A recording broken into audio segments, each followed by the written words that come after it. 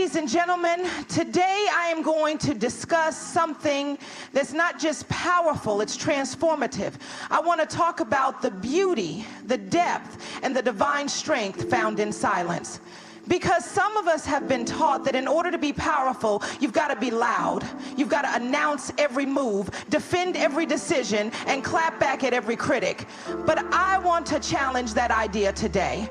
I want to tell you that silence is not weakness. Silence is strength. Silence is wisdom. Silence is strategy. There was a season in my life where I felt like I had to explain everything. Can anybody relate to that? Every time I made a decision, I felt the weight of needing to explain it to people who weren't even assigned to understand it. I was posting, talking, texting, trying to justify why I was doing what I was doing, talking to anybody. But God had to pull me aside and say, daughter, you're wasting energy on proving instead of progressing. And that hit me deep, because sometimes we're so focused on proving ourselves that we delay our own breakthrough.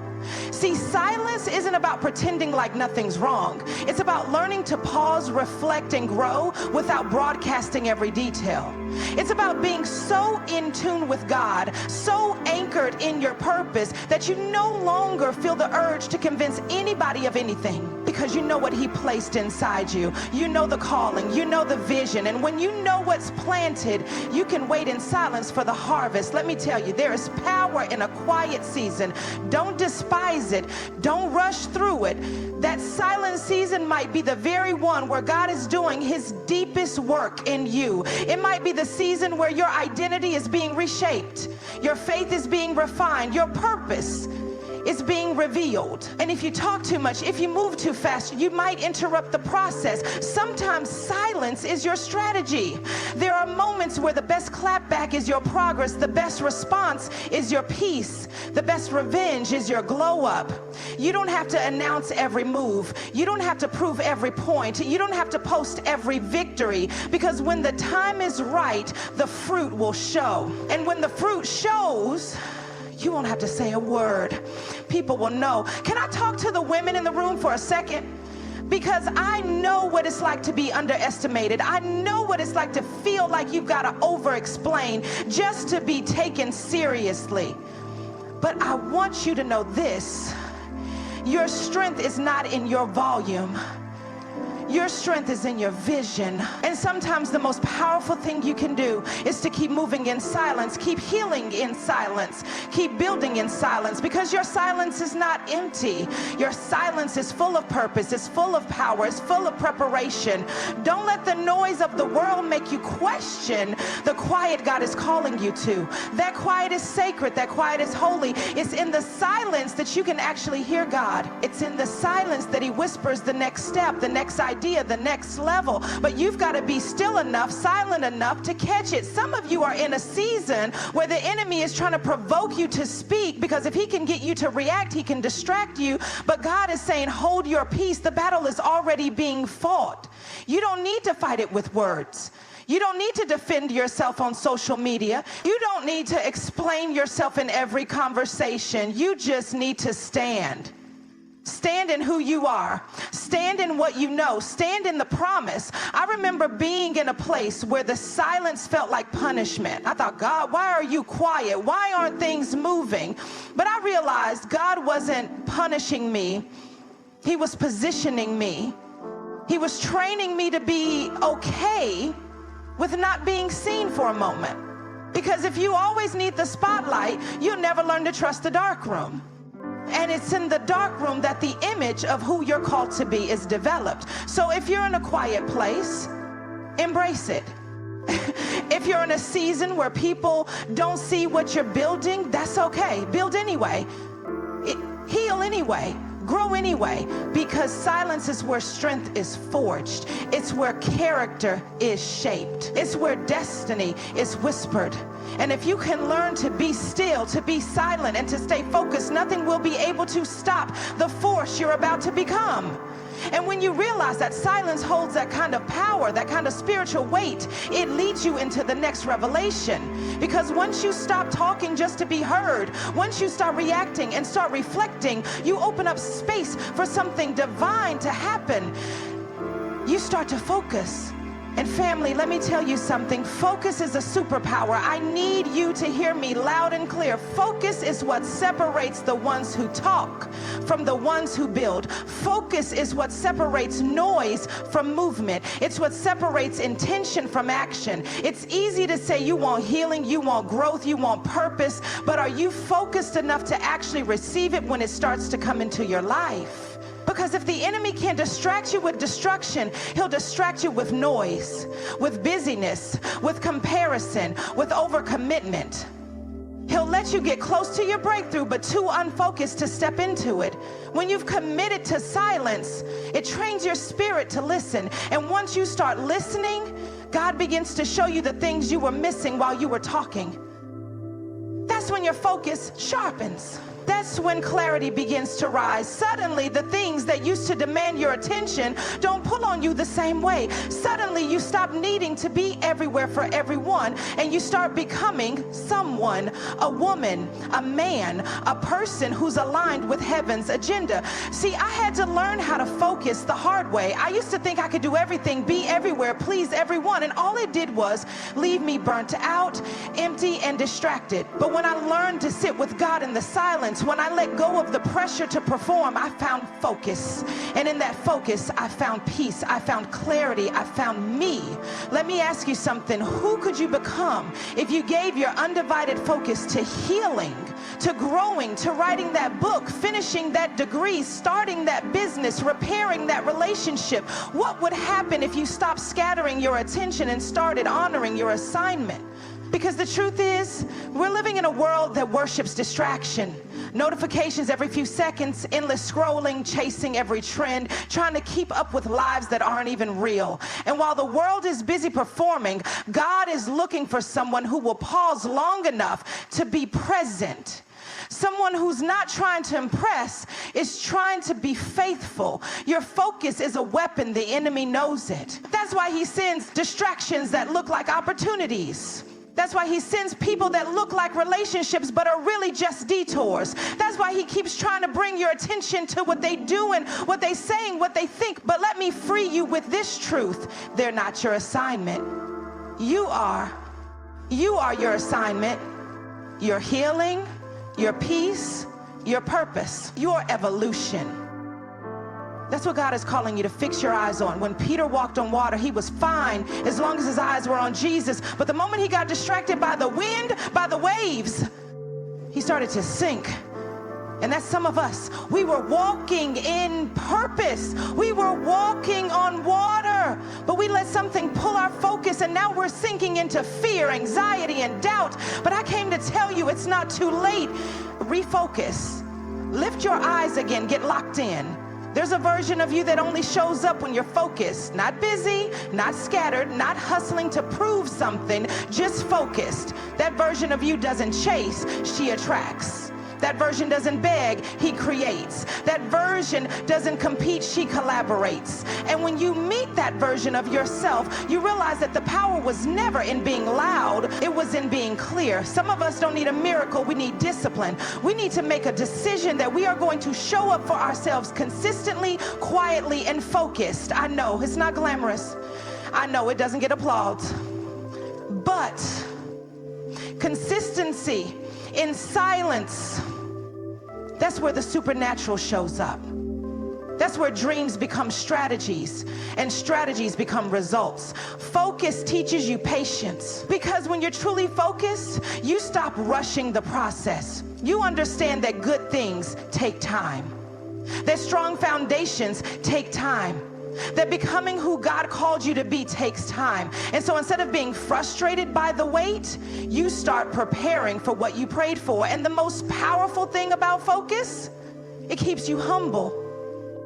Because when you're focused, you don't have time to compare yourself. You stop watching their race and start running yours. You stop worrying about their timing and trust God's timing. You stop asking, why not me, and start declaring, when it's for me, it will find me. So yes, I started this journey with silence, but silence wasn't the destination, it was the doorway. The doorway to focus. the doorway to purpose, the doorway to becoming the version of me I'd only dreamed of. And I believe with all my heart that God is calling some of you through that same doorway, through silence, into focus, into becoming. And once you get to that place where the silence has refined you and the focus has aligned you, now comes the real test. Because let me tell you something, and I hope you receive this in your spirit, not everything needs a reaction. See, when you've been silent and focused for a while, you start glowing a little different. You move a little different. People start noticing. And that's when the enemy tries to come in, not to take your blessing, but to distract you from it. Because if he can't take your purpose, he'll try to make you react in ways that pull you out of alignment. That's the trap. That's the setup. You're in your lane, minding your business, doing the work, and here comes the comment, here comes the shade, here comes the misunderstanding, and the old you wants to rise up. That, let me just tell them real quick, you wants to show up. But I came to remind you today, just because you can respond doesn't mean you should. I learned that the hard way. I used to be the one who had to say something. If you came at me sideways, oh, I had a word for you. If you doubted me, I'd work overtime to prove you wrong. If you misunderstood me, I'd stress myself out trying to make you see my heart. But God had to deal with me. He said, daughter, if I'm defending you, why are you exhausting yourself trying to do my job? Let me ask you, how much energy have you wasted reacting to people who don't even matter in the blueprint of your destiny? How many nights have you stayed up crafting responses in your head to people who didn't create you, can't elevate you, and won't be there when God blesses you? Why are you allowing someone's opinion to disrupt your assignment? I believe in setting boundaries. I believe in speaking truth, but not every battle is yours to fight. Some things are beneath your calling. Some arguments are too small for your vision. Some drama is too petty for your purpose. And when you know who you are, you don't need to announce it in every room. Sometimes the most powerful thing you can do is say nothing and keep building. You see, silence gave you the strength, focus gave you the direction, and restraint, this right here, is what gives you authority. That's maturity. That's growth. That's kingdom mindset. I'm talking to somebody who's been tempted to clap back, who's been tempted to explain, who's been tempted to quit the assignment just to prove a point. Can I speak life into you right now? You are not called to chase opinions. You are called to carry oil. And oil doesn't need to prove itself. It just is. Valuable, set apart, holy. And if they can't see your worth, your words won't change that. Sometimes your silence is not just for you, it's for them. Because people expect you to respond. They expect you to lose control. But when you remain calm, when you stay in peace, you shift the atmosphere. You teach them something about grace. You teach them something about power under control. You show them what it looks like to be led not by ego, but by the Spirit of God. Let me take it deeper. Jesus himself, when he stood before the ones who mocked him, accused him, ridiculed him, he didn't defend himself. He stayed quiet, not because he didn't have the authority to speak, but because he understood the assignment. The cross was bigger than the critics. The purpose was greater than the pain. And I'm telling you, the same is true for you. Your purpose is too great to keep shrinking yourself to fight small battles. Your peace is too valuable to keep letting it get disturbed by opinions that don't pay your bills or shape your destiny. Your time is too precious to waste on conversations that don't lead to elevation. So the next time something or someone tries to pull you out of your focus, I want you to pause. I want you to breathe. I want you to remind yourself, I don't owe anyone a reaction. I owe God my obedience. I owe myself my peace. I owe my future my focus. And when you start living like that, things start shifting. People who came to provoke you will get confused. They won't know what to do when you don't engage. And listen, that's okay. You're not here to be understood. You're here to be transformed. You're not here to entertain every distraction. You're here to walk in divine discipline. There's a freedom that comes with not reacting. It's the freedom of knowing that God saw it all. He saw what they said. He saw what they did. He saw how they treated you. And he's got it covered. You just keep walking. You just keep building. You just keep becoming. Because every time you choose peace over pettiness, discipline over drama, purpose over pride, you are stepping into a higher version of yourself. And isn't that what this journey is really about? Becoming, growing, rising. Not just louder, but stronger. Not just seen, but anointed. Not just talking, but living. Fully, boldly, silently, and purposefully. Because when you begin to live like that, family, something sacred begins to happen inside of you. And this leads me to the next truth I need to deposit in your spirit today. Self-improvement speaks louder than words. Now, by this point, you've embraced the silence. You've mastered the focus. You've stopped reacting to every distraction sent your way. But now it's time to put in that work behind the scenes. That private work, that unfiltered, unposted, unseen kind of work, the work that actually changes you. See, it's easy to talk about healing. It's easy to repost quotes and declare that you're on a journey, but the transformation, that happens in the dark. That happens when no one's clapping for you. That happens when you're crying through a journal entry, repenting, praying, stretching, and showing up when you don't even feel like it. And there's no applause for that part, but that part is holy. I remember a season in my life where I felt like I had to constantly show people I was evolving. I thought if they could just see how hard I was working, how much I'd changed, how serious I was about my calling, then maybe they'd believe in me. But God had to humble me. He said, daughter, your healing is not a performance, it's a partnership. Between you and me, that changed everything. Because when you understand that your growth isn't for likes or recognition, you stop trying to make it look pretty. You stop trying to package it for people. You get real with God and you get real with you. And that's where the real work begins. Let me say this to someone who feels like their progress isn't visible yet. Maybe you're doing the work, you're going to therapy, you're staying consistent, and it still feels like nobody sees you. I encourage you, it's working. It may not be loud, it may not be flashy, but it's working. Every day you choose discipline over comfort. Every time you choose to respond with wisdom instead of impulse. Every hour you spend studying, writing, praying, it's adding up. You don't need to prove your growth, you just need to become. And when you become, the results will show. People will say, you're glowing, and they won't even know the hell you went through to get that glow. They won't know the sacrifices, the lonely nights, the prayers that didn't come with quick answers. But you'll know, and more importantly, God will know. Self-improvement is not always about what the world calls success. It's about integrity. It's about being able to look in the mirror and respect who's looking back at you. It's about being able to say, I didn't settle.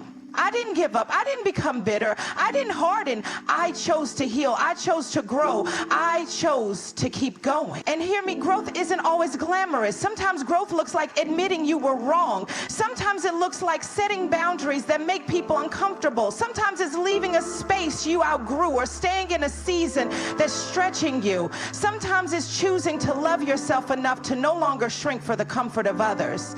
You don't have to tell everybody what you're working on. Let them wonder, let them guess, let them talk. While they're busy speculating, you're cultivating, you're becoming, you're rising quietly, consistently, and with grace.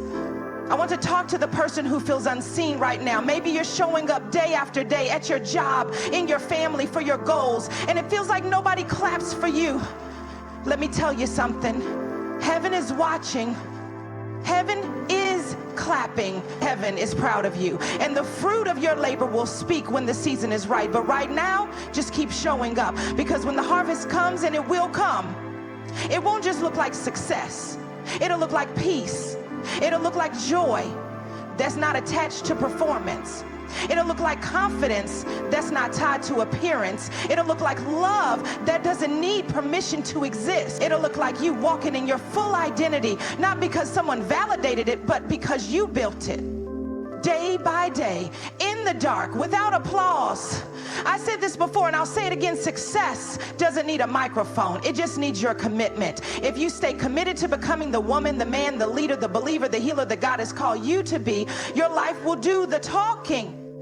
You won't have to argue about your worth. You won't have to explain your transition. The fruit will speak. The glow will speak. The peace in your posture will speak. The way you love, the way you lead, the way you walk into rooms with grace and authority, it'll speak loudly, clearly, without a single word. And it all starts with doing the work behind the scenes. The real work, the hard work, the discipline, the obedience, the quiet faithfulness. Because when God sees that he can trust you in silence, he'll elevate you in ways no audience ever could. And when he does, when the doors start opening, when the opportunities begin flowing, when the blessings start catching up to your obedience, that's when you really have to stay silent.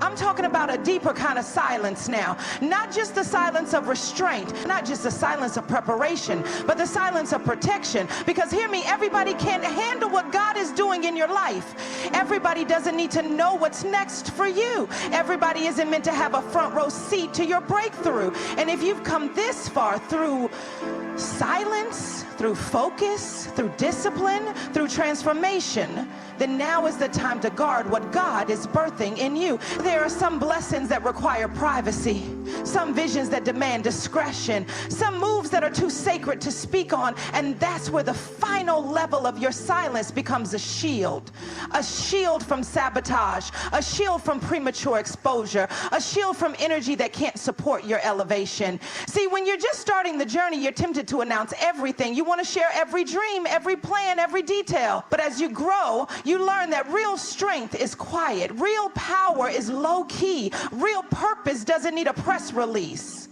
I've learned that the more God trusts you, the more he hides you. Not to punish you, but to protect you. Because some things can't be revealed until you're strong enough to carry them without losing your balance. Some things can't be exposed until your roots are deep enough to handle the wind. And if you're not careful, talking too soon can sabotage something that was meant to be sacred. Let me give you a word right here. Move in silence and let your fruit be the evidence. I'm not saying keep secrets out of fear. I'm saying protect vision out of wisdom. Everything God gives you isn't meant for public consumption. Sometimes he shows you something and says, just sit on it for a while. Sometimes he gives you a glimpse of the next season and then tells you to zip your lips until it's time. And that obedience, that's maturity. That's spiritual intelligence. That's discernment. You don't owe the world a play-by-play. You owe God your trust. Trust that even if no one else sees it, he sees it. Trust that you don't need validation to move forward. You just need instruction. And sometimes the instruction is, don't say a word. Now, I know that can be hard, especially when you're excited, especially when you've waited so long and you finally see the evidence of the promise. You want to shout it from the rooftops. You want to tell the world, look what God is doing in me. But what if he's asking you to hold it just a little longer? What if he's asking you to nurture it in private before he reveals it in public? We don't always realize that premature exposure invites unnecessary warfare. That's why some of us have been battling things we weren't meant to battle because we spoke too soon. We posted too early. We invited too many people into the process. And instead of growing in peace, we started growing under pressure we were never supposed to carry. So now I protect my peace like it's gold. I protect my plans like they're sacred. I don't share every open door, every conversation, every opportunity. Not because I'm afraid, but because I honor what God is doing in me. Because I understand that some things need time to develop before they're displayed. I want to talk to the dreamer in you right now. That dream you've been carrying, that idea God whispered to you in the middle of the night, that thing that feels bigger than you, you don't need to explain it. You don't need to convince anyone to believe in it. You just need to nurture it, guard it, let God grow it. And when the time is right, it'll speak for itself. When Mary found out she was carrying Jesus, she didn't go around telling everybody. She held it in her heart. She knew the weight of what she was carrying. And she also knew not everyone would understand it. That's wisdom, that's discernment, that's kingdom strategy. And that's what God is calling you to walk in, a kind of strength that doesn't perform, a kind of boldness that doesn't need to broadcast, a kind of faith that can carry a promise in silence until it's time for presentation. So if you're in a season where God is moving but you're not posting, where you're building but not broadcasting, where you're winning but doing it quietly, keep going. You're doing it right. You're protecting something precious. You're preserving something holy. And when the time comes, when the moment is right, when the foundation is firm and your heart is ready, what you built in silence will speak louder than anything you could have ever said.